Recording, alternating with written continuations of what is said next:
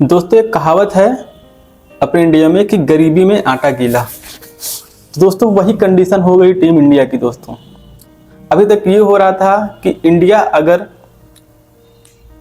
Zimbabwe को लगभग 11 over में अगर हरा देती है तो जो ये नेट रन रेट है वो प्लस में आ जाएगा इंडिया का।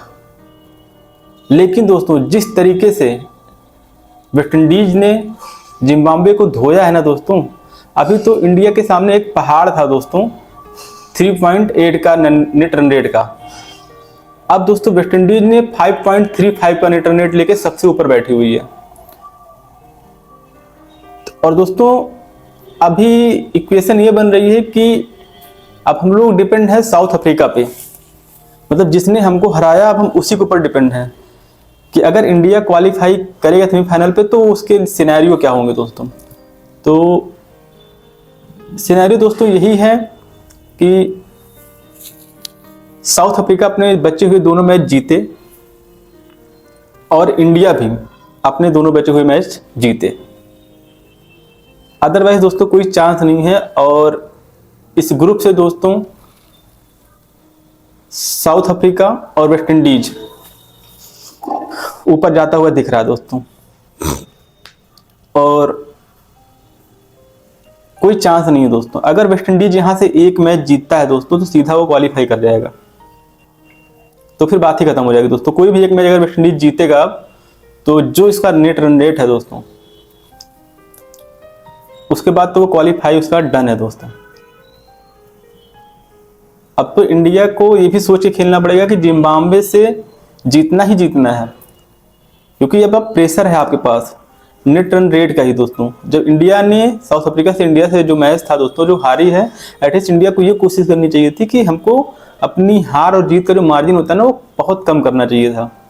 जो 77 रन से इंडिया हारी है वहाँ पर बहुत बड़ा डिफरेंस क्रिएट हो चुका है।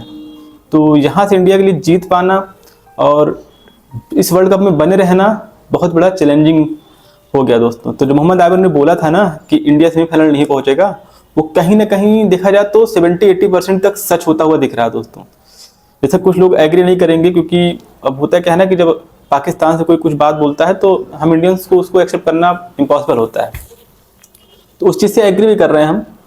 लेकिन उस बंदे ने जो बोला है ये कि इंडिया सेमीफाइनल पहुंचना बड़ा कठिन है, वो बहुत हद तक दोस्तों सही होता दिख रहा है। अब